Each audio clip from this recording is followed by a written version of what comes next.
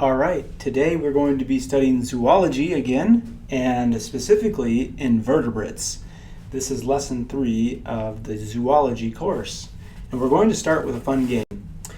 I want you to look at these 10 animals that I have here on the side, and as I put them and sort them over to the right, I want you to try to figure out why I'm sorting them the way that I'm sorting them, okay? So I'm going to move the jellyfish over to the right, and the koala bear goes on the left, and the spider goes on the right, and the elephant goes on the left, and the lion goes on the left. Are you starting to see something that's the same with the animals on the left and something that's similar with the animals on the right? And we're going to move the bumblebee on the right, and we're going to move the worm on the right. Are you thinking, what do the animals on the right have to do with each other? And the same with the animals on the left. And how are they different? I'm going to move the goldfish to the left, and the mosquito to the right, and the little puppy dog over here to the left. What do you think is the difference between these two kinds of animals? Some of you may have thought that it has something to do with their size, or maybe how they live. But the answer is that one side are vertebrates, and the other side are invertebrates. Now, I know you don't know what these words mean, vertebrates and invertebrates, but that's what we're going to talk about in our lesson today. Specifically, we're going to be talking about invertebrates. These are two little invertebrates here, snails that are on this leaf. Well, in order to know what invertebrates are, we kind of have to compare them to vertebrates. So we have a vertebrate here on the left. That puppy dog is a very cute puppy dog, I'll admit, but it's a vertebrate. We're studying invertebrates like the praying mantis on the right side. I wonder what vertebrate means. We could look in the dictionary, and if you wanted to do that, you could with the help of your parent. Or I'm just going to give you the definition here, which is having a backbone as an animal. So a vertebrate is an animal with a backbone. Do you know what a backbone is? Well, a backbone is a spine or a bone that runs down the middle of an animal's back. It's a very, very important part of our bodies, and it protects the spinal column. And let's talk about invertebrates now. So if a vertebrate is an animal with a backbone, what do you think an invertebrate is? Well, let me give you a hint. If possible means that you can do something, possible is a word that means I can do it, right? Well, impossible, if I add im in front of possible, then it means the opposite of it. It means it's something that I can't do. It's impossible. Have you ever heard anybody say, that's impossible?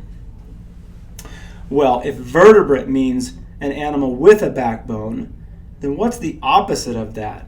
An invertebrate, or an animal without a backbone. So all of these animals, jellyfish, worms, bees, mosquitoes, and spiders, and many, many, many other hundreds of thousands of animals don't have a backbone. Well, what about humans?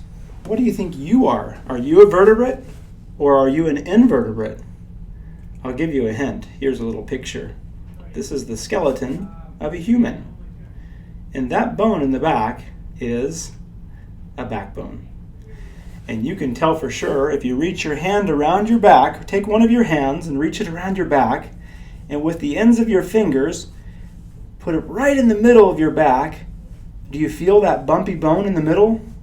Run your hand all along that bone as far up as you can. See how far you can run your hand up the middle of your back, along that bone and all the way down. Well, that is evidence that you and we are vertebrate animals. But like I said, we are going to be studying invertebrates. So the first major point, and this is one of our zoology flashcards for the year, or for this course, is that invertebrate animals do not have a backbone. So all of the animals we study today are animals without a backbone. The second flashcard is that there are many more invertebrate animals than vertebrates. So we have ants as an example of an invertebrate. For every For every vertebrate like this dog, there is 1, 2, 3, 4, 5, 6, 7, 8, 9 invertebrates. There are 9 times as many invertebrates as vertebrates in the world. And that's why you see so many of them. Think of all the insects that you see. Those are invertebrate animals. Mosquitoes and flies and bees and spiders and ants. They're all invertebrate animals. All right, next we're going to talk about the different kinds of invertebrates. There's a one kind of invertebrate called the porifera, and those are sponges. And then we have cnidarian, like this sand dollar, and then we have echinoderm and mollusca. And you probably don't recognize any of these. These are kind of strange terms, and worms and arthropods. And these are different categories or subcategories of invertebrates. So we have all of these invertebrates, and now we're going to group them into similar kinds of animals within invertebrates. So we have all the worms, we have all the arthropods, we have all the echinoderms and cnidarian and mollusca, and we're going to study each of those one by one today, and I'm going to give you some examples of these. The first one that we're going to talk about is the porifera. These are sponges for the most part. This is a sponge that you see on the screen right now. It doesn't look like a sponge, does it? What does it look like? Well, it kind of looks like a plant, doesn't it? But it's not. It's an animal that feeds on particles in the ocean, that breathes oxygen just like we need to survive. It's actually a really incredible animal that filters water. We pay to have water filtered that we drink. Well, guess what? Heavenly Father has created a natural water filter, and we're going to watch a little video about that right now. Sponges are very effective filter feeders since they're able to capture and eat particles as small as bacteria as well as larger particles. They might not look like they're doing much, but a simple demonstration shows how effectively sponges can pump water. On a reef in the Caribbean, I make a dive with a syringe filled with a non-toxic dye called fluorescein. By squirting it around the base of some sponges, we can observe how the water is moving by watching what the dye does.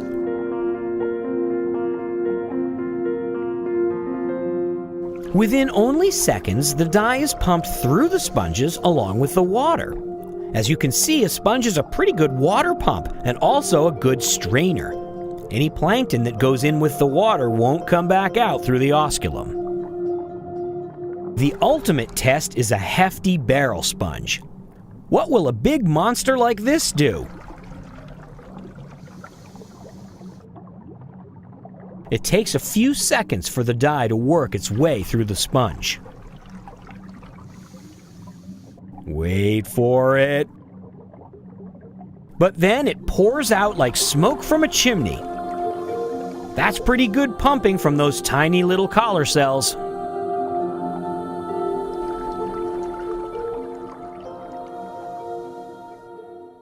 Well, the next one is called the cnidarians, the cnidarian phylum, or cnidarian category or subcategory of invertebrates. And these are made up of animals called anemones and corals. Do you see the anemones and corals in this picture? They look like flowers, don't they? Well, that's what anemone means. It means animal flower. And they're really pretty like flowers are as well. And there are corals. If you've ever been deep sea diving or scuba diving in the Caribbean or some really warm place like Hawaii, you may have seen some of these corals or anemones. You also may have seen jellyfish.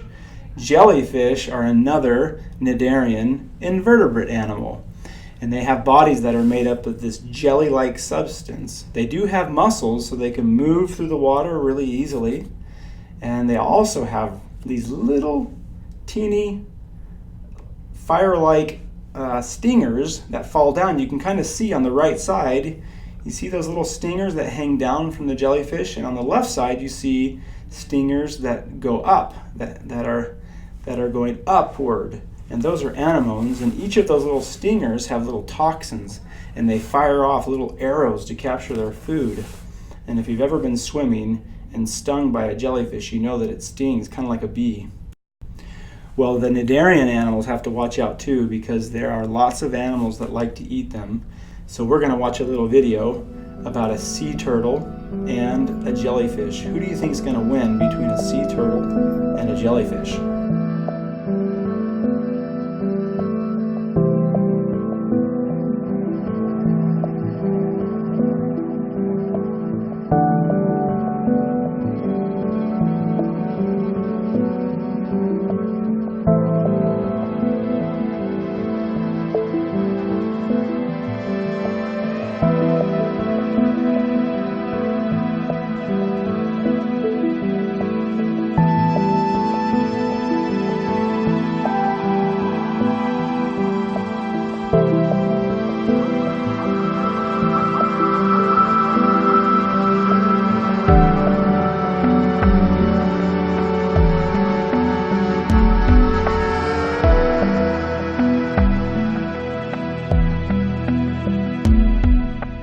All right, this next group that we're going to study is called the echinoderm, or echinoderm is actually how that's pronounced, and it means spiny skinned. Well, that's kind of funny, isn't it? Spiny skinned. Well, that's what these are. These animals all have, not all of them, but many of them have spiny skins, kind of like the starfish that you see in the top left. Those red starfish have little teeny spiny exterior. And underneath that sand dollar, they have little spiny feet that they use to bring the food in and so that they can eat these little particles as they pass over them. One of the neat things about the echinoderm is that they have 5 points. You see the 5 points of the starfish? And do you see the 5 petals on the sand dollar? If you were to cut these in half, they would be symmetrical. And symmetrical means that they're the same shape and size on both sides, that they look equal. So if you were to cut both of those down the middle, you would see that they both look the same. Well, one of the superpowers of the echinoderms is that they can regrow arms and tissue, which is pretty awesome. If that starfish loses one of its legs or arms or whatever you want to call them, it can regrow it. Wouldn't that be a neat superpower to have? If you lost a finger, you could grow your finger or your arm or your leg. Well, echinoderms can do that, which is pretty special. Well, the next group that we're going to study is called the mollusca. And these are snails and squids and oysters and octopus and clams and slugs, and you can see pictures of them here. What do you think is the same about the bodies of these animals? Let's look at the bodies. Look at each of the bodies and tell me something that you think looks pretty similar with these. Some of them have shells and some of them don't, but what about the bodies? Well, the bodies of mollusks are soft. That is the distinguishing characteristic of a mollusk, that it has a soft body. And like I said, some of them have shells like this animal on the top. You can see how that body can get sucked into the inside of that shell to protect it against its predators. And then you have large squids and octopus like you see here on the left and the bottom that don't have shells, but they're much quicker and they're much stronger, and so they can defend themselves that way. Can you think of a mollusk that has a shell?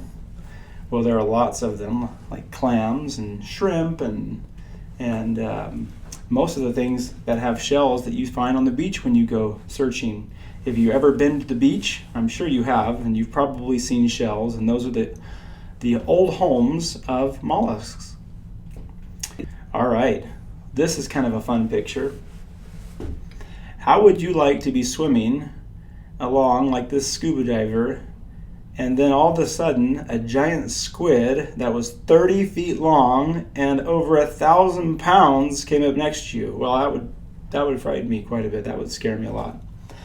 That's how big some of the largest colossal squids or giant squids are that are in the ocean. And this kind of gives you a reference of what it would look like next to a human scuba diver. I tell you, I would be very scared if I saw that. All right, where do most of the invertebrates live that we've looked at so far? You're right, they have lived in the water. But that's a little bit different from what we're going to study now. In the fifth group, we're going to study worms. And this is probably the group that you're most familiar with because you see worms everywhere. You see worms crawling on twigs, eating leaves, digging around in the dirt. Worms are all over the place, and some are super small that you can barely see or even you can't see them, and others are really big. In fact, some of the largest worms are 3 feet long. I think if I saw a worm that was 3 feet long, I would think it's a snake. Well, the last group is the arthropod phylum, and we've saved the best for last because this is the largest group of invertebrates. It is all the insects and spiders or arachnids, and lots of things called crustaceans like this lobster right here, and you see them every single day. How many times have you seen a bee or a fly or a mosquito? Well, arthropods are all over the place. The unique thing about arthropods is that many of them have an exoskeleton, meaning they have a hard outside body. They don't always have that. Like if you look at the bumblebee right here, it doesn't have a hard body.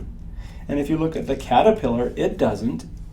But you notice with the mosquito and the cricket and the ladybug, they have these the outside section is hard, and it's a defense, and it protects the inside, which is soft. We have skeletons on the inside of our bodies, and these animals have skeletons on the outside of their bodies. Can you think of an insect that has a hard covering on the outside of its body? I'm going to give you some hints, and you say it out loud when you think of the animal I'm thinking of.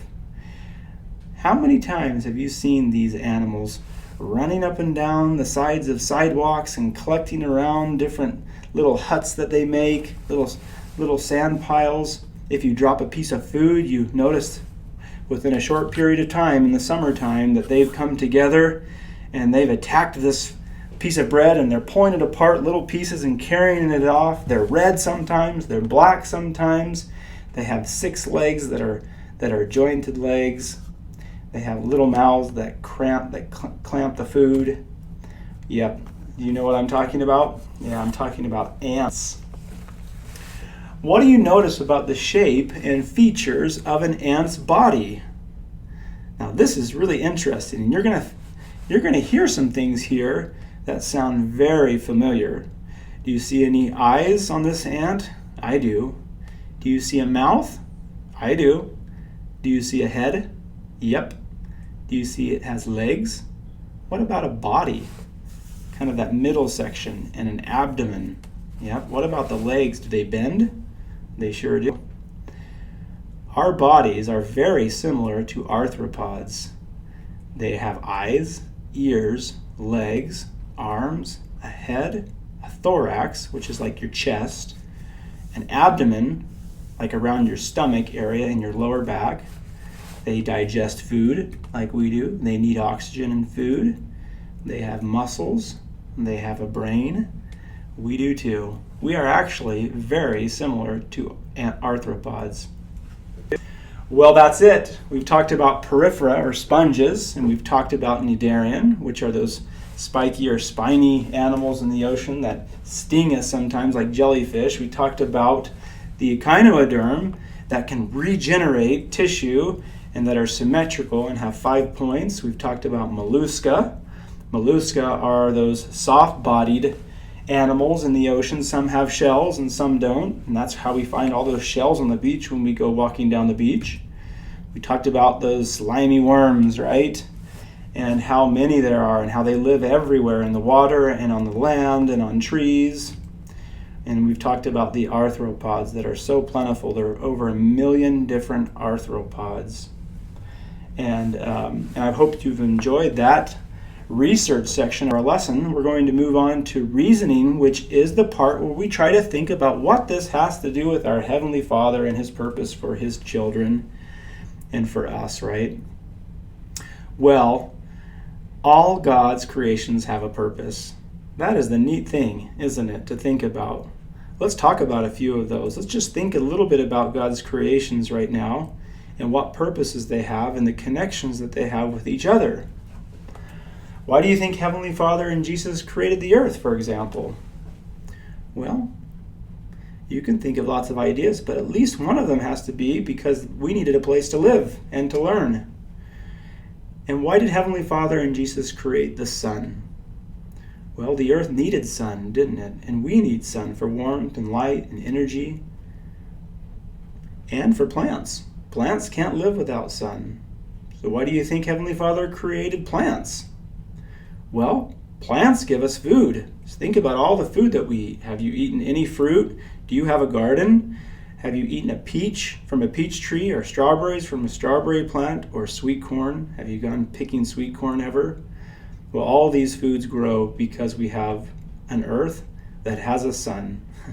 Isn't that amazing how they're connected? Well, they also give us shelter, wood that we can use to build houses from trees, right? And clothing and beauty. And even the air that we breathe comes because we have plants. That's a really, really important part of this earth. Why do you think Heavenly Father and Jesus created animals then? Well, think about the animals in your life. Do you have any pets? Animals can be our companions and our friends. They can provide us with food. I bet you've eaten an animal. You might not have thought of it that way, but where does bacon come from, right? And where does beef or a hamburger come from? Or a hot dog? These are all products of animals. And animals need other animals, right? Some animals eat other animals. And some animals eat plants. And some animals eat both. But Heavenly Father has created this earth, and each thing in it, us especially, have a purpose.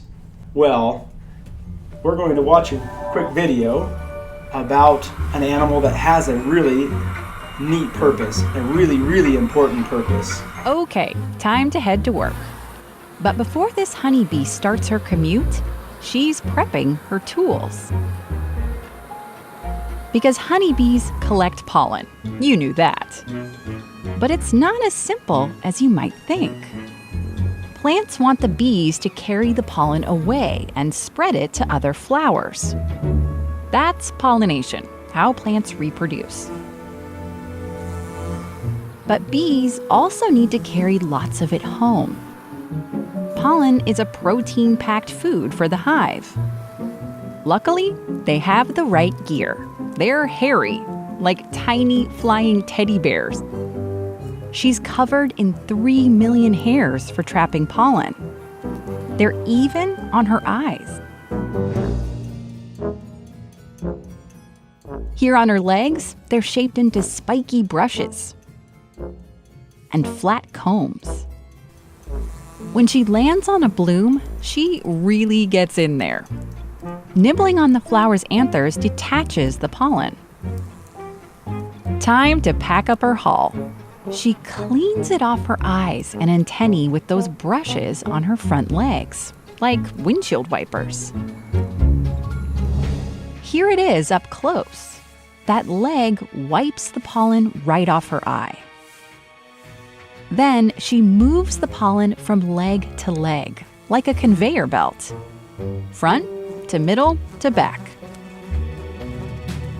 The bee does this super fast while she flies from bloom to bloom, moving the pollen into special baskets on her back legs called corbiculae.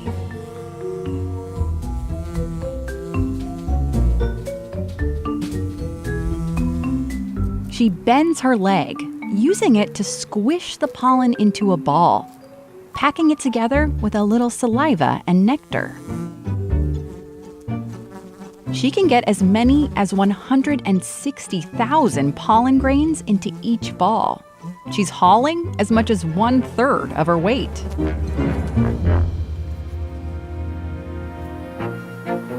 Back at the hive, meal prep is about to start. But the pollen isn't for making honey. The honey under this wax is made from nectar. They eat it for its sugar. Bees turn pollen into something completely different, bee bread. That's their source of protein. Step 1. Find an open spot. Step 2.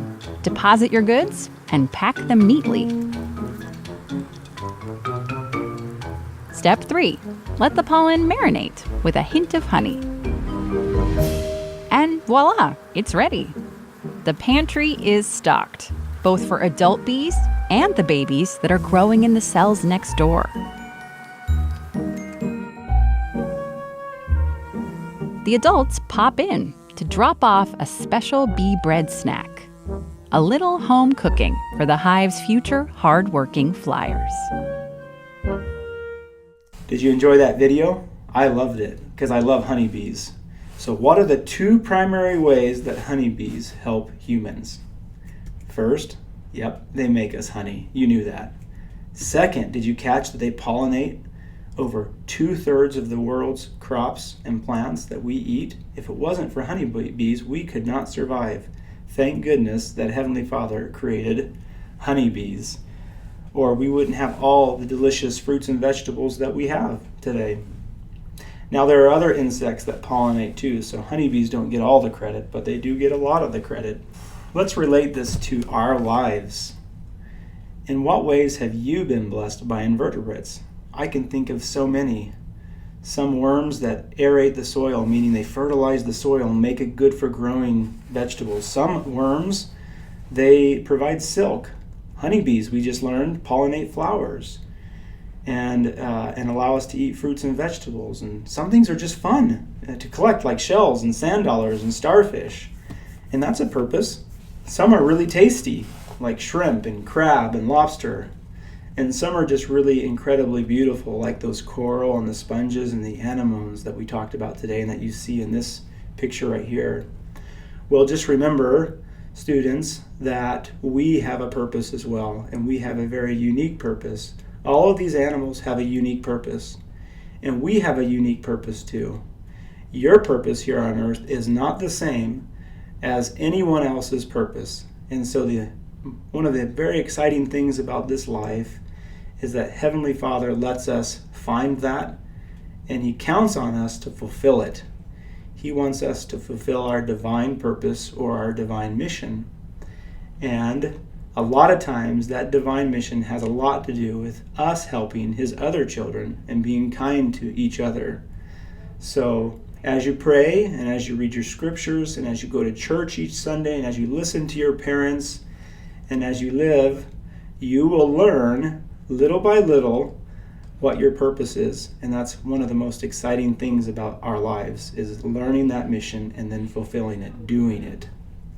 Well, I hope you've enjoyed learning more about invertebrates and learning how they bless our lives. And our next lesson is going to be a little bit more about invertebrates. So I hope you'll join me in that lesson too. Have a great day.